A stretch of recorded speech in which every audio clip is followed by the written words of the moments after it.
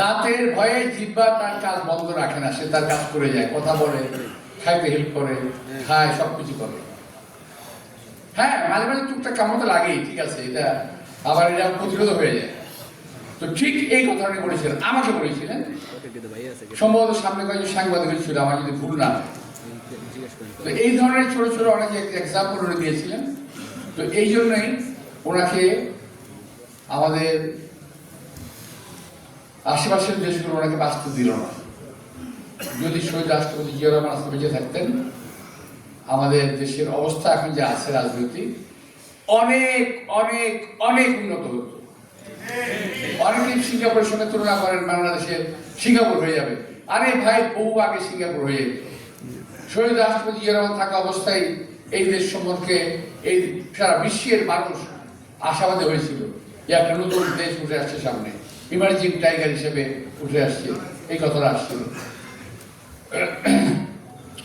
প্রিয় ভাইরা, আজকে দেশনেত্রী বেগম খালেদা জিয়ার দোয়া মাহফিল, পাশাপাশি একই সময়ে আমাদের নির্বাচন। এই জন্য আমি নির্বাচন নিয়ে কয়েকটা কথা বললাম। আমাদের প্রতিপক্ষ যে ভাইরা আছেন, আপনাদের উদ্দেশ্যে বলি, দেখেন, আপনারা কথাবার্তা বলেন, নির্বাচন করেন, আপনাদেরকে আমি স্বাগত জানাই। এখানে আসলে যদি সম্ভব হয় আমার বাসায় আপনারা এসে চা খাই যান, চা খান, নাস্তা খান, বিরিয়ানি এখানে সব খাবো, কোনো অসুবিধা নেই।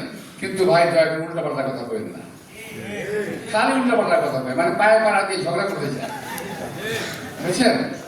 আমি ঝগড়া করবো না, যত বেশি আপনারা করেন। আমি এবং আমার দল ঝগড়া করবে না। আপনাদেরকে আমরা বিরিয়ানি খাওয়াবো, আমি আপনাদেরকে চা খাওয়াবো, যা চান তাই খাওয়াবো, কিন্তু ঝগড়া যেটি কথা করেন না। আমার বাসায় সঙ্গে ঢুকে যায়, অসুবিধা নেই, কিন্তু পাবলিকলি কথাবার্তা এগুলো বলেন না, খুব খারাপ।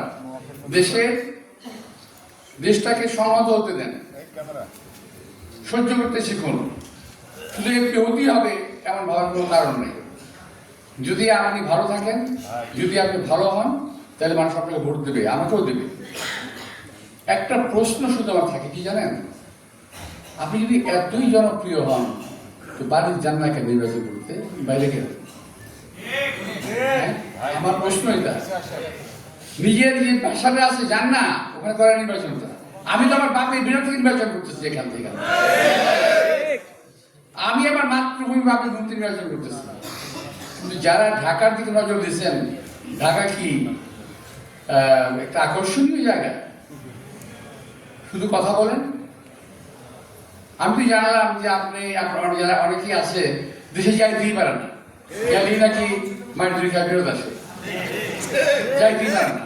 তো এখন ঢাকা বেছে নিচ্ছে। তো যাই হোক, ঢাকাবাসী অত্যন্ত বিশাল এবং উদার মনের অধিকারী এরা, আপনাদেরকে মারধর করবে না, আপনাদেরকে আমরা সানন্দে রিসিভ করব। বলেন কবে কোথায় মিছিল মিটিং করবেন।